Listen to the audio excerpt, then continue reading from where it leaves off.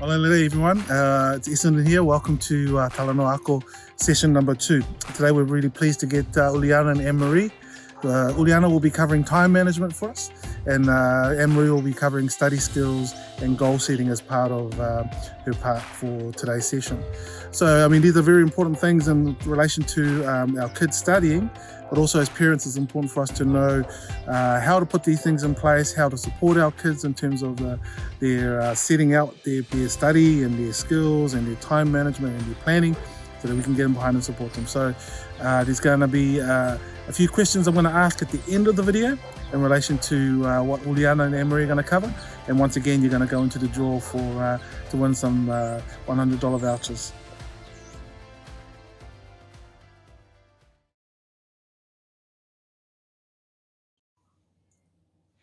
Talofa lava, and welcome to all our families of Talanoa Ako.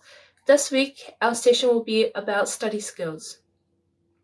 For this session, I've prepared the 3 P's. So the first P we'll be covering is planning, the second P we'll be covering is preparation, and the third will be practice. The first P, planning, is the most important step in a study skill, because if we fail to plan, then we plan to fail. This quote is important because it shows the importance of putting in the work before you can actually start to learn. A great tool to use for planning is having a to-do list. This can be a weekly list or a day-to-day list, and having this list can keep you accountable and can also track your studies throughout the week or throughout the day. Prioritizing 5 or 4 main tasks on your to-do list allows you to work efficiently and also allows you to tick off main parts that you have learnt throughout the day or throughout the week for a certain subject or for a certain exam that is coming up. Having a to-do list can help you plan and prioritize subjects that you find the most challenging to subjects that you're most confident in. Having this to-do list, you are able to tick off your list the subjects that you complete and also keep track of the subjects that you need the most help with. And this to-do list can be shared between you and your family or you and your teachers, just so that everyone is on the same page about your learning. Prioritizing your subjects will give you a rough idea of how much time you'll need to spend on a certain subject to understand and to develop your ideas in that subject. This also leads on to time management, which Anne-Marie will be covering, but this is a great lead on to our second P, which is preparation.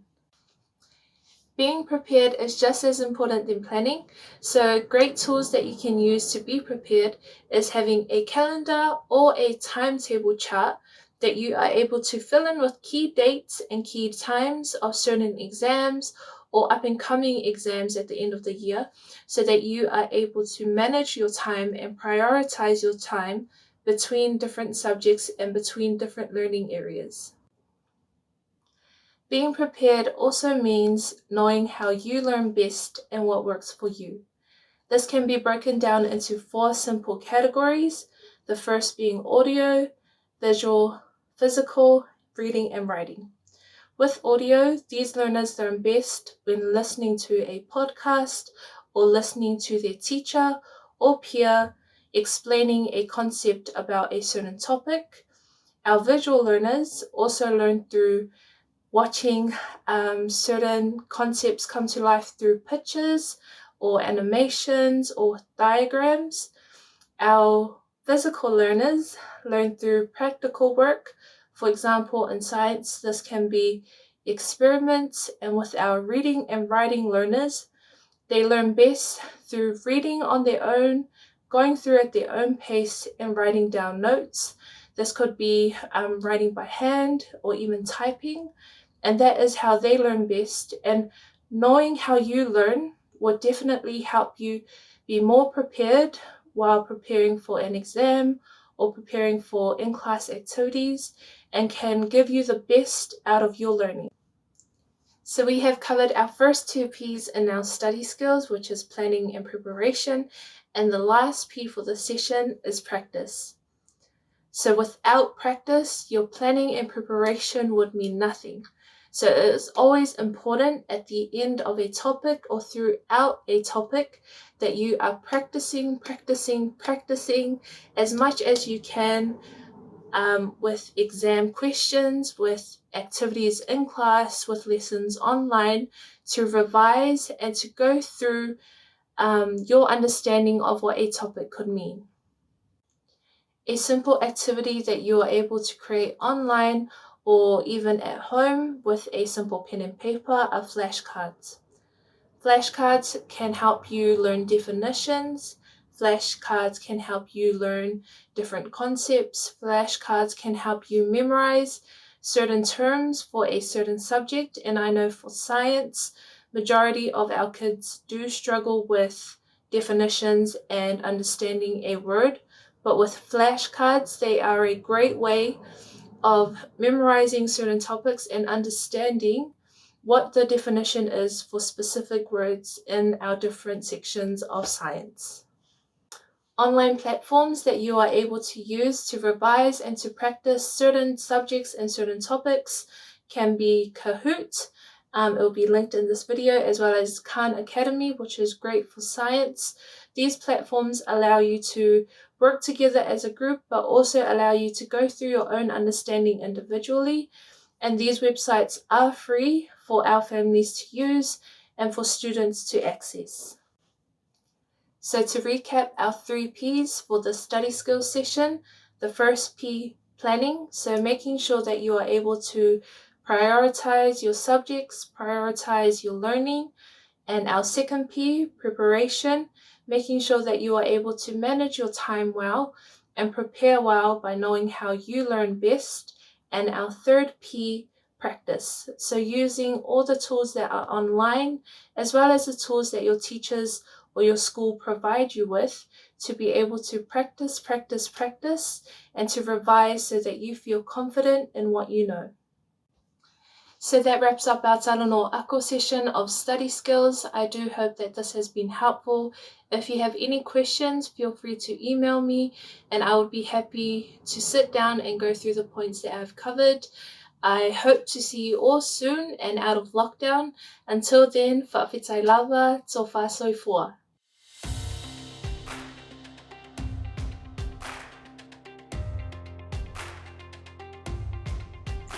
Good afternoon. This is one of our Talanoa Ako sessions. I'm going to talk to you briefly about study skills and time management. Study skills and time management are the most important things that you will need, especially when you're in high school. In primary, the focus is more on getting the skills that you need to be able to be literate, to be able to do maths, and to read and write. However, when you get to college, it focuses a lot on study. Sometimes when we do get to college, we don't really know how to study because it is not actually explicitly taught to us. So I'm just going to do a session on it to help you as parents, also to help students who are watching. Studying is important at all levels. However, it's taken a lot more seriously when you are in year 9 to year 13. In year 9 to year 13 means that almost all your subjects that you will have class tests. And at the end of the year, you will also have scheduled exams for the core subjects. Options, you will have probably tests at the end of the unit. Students are then expected to study for these tests or exams. And many of our students in year 9 do not know how to study for these tests. The next slides will give you guidance of one way in which this can be done. There are so many different ways to study. So this is just one way that you can use to study. When you come home and you're ready to do some study, to look through your work, it's really important that that is done on a daily basis. Spend at least 20 minutes going through per subject, looking at the new topics that was discussed in class, or practicing the new equation or science formula that you were given, that you were taught that day. If you do this on a regular basis, It means that you won't have to stress out too much at the end of the year when you have to do the exam. So 20 minutes of looking over your work for each subject saves you hours and hours of exam stress at the end of the year. When you are looking over, you need to make sure you're making those notes. So in those 20 minutes that you are spending, highlight some important things that you did in class. Reread some of the chapters that you also did in class for each of your subjects, making sure that you have understood the key points. If you haven't understood, then highlight that particular point in red or put question marks next to it. So the next day when you go to class, you can ask your teacher about it again. Get them to rephrase or to explain to you what it means again. And that way, it's very close to the time that you've just learned it, that you're not asking a teacher 4 weeks away of when you were taught it. You're asking them pretty much the next day. Also, when you're making notes for maths, you need to practice those equations. So not just read through the new maths concepts that were given to you on that day, but have some examples there and some equations that you've done similar and just practice through those. If you're reading a science text or social studies, English, if you haven't understood the words, this is your chance to look up the meaning of the chapters that you were reading.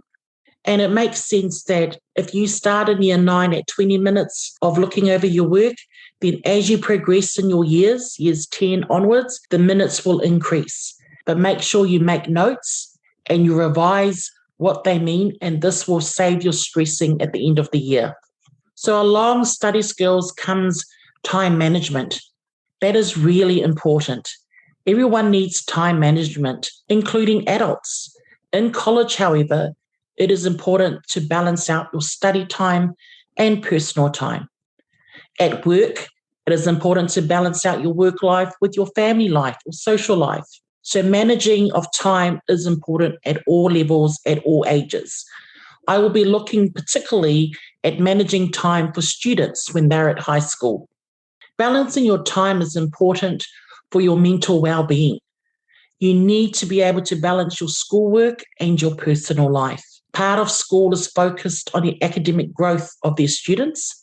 It is also important to remember that in that mix, there are sports, music, dance, other stuff that you have on, which also needs to have some form of balancing. At home, there are also expected responsibilities and routines that also need to be balanced out in this mix.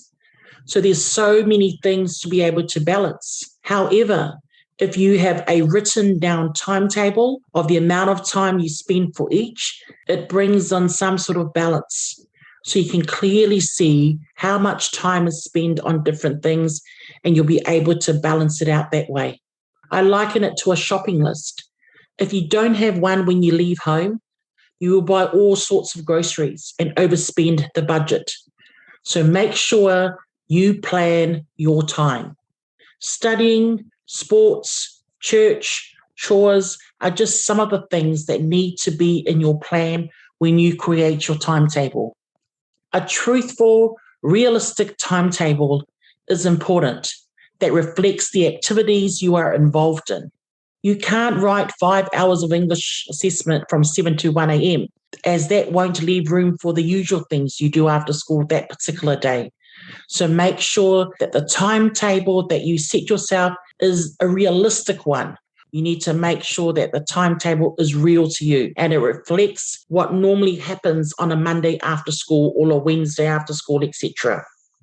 So the outcome of both of these things is that when you create a timetable, putting in all your events, including all those that you're involved in after school, adding on there the study times daily, you will feel that you are balancing everything from school to sports to home events.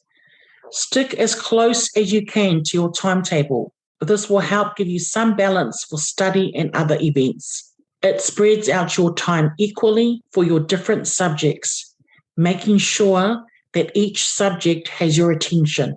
Normally, the subject that you hate the most is probably the one that you need to spend a little bit more time. Naturally, we'd like to spend time on the subjects that we enjoy. We normally do those first.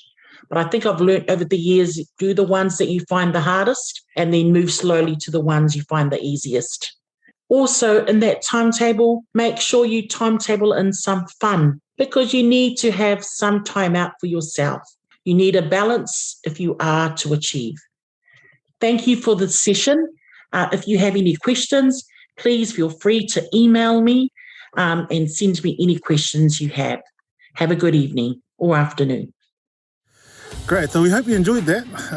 It was great to get Uliana and Anne-Marie as highly qualified and highly recommended teachers to be able to give us some tips and some skills to help us and help our kids. Your question to help you now get those $100 vouchers is this. What were the 3 P's that Uliana covered in her part today? So again, the question to help you win the $100 vouchers, what were the 3 P's that Uliana covered in her session today? Email Anna at faithcity.nz with your answers, and once again, you're going to draw to win a prize. Hopefully you enjoyed today's session, and we're going to look forward to catching up with you again real soon.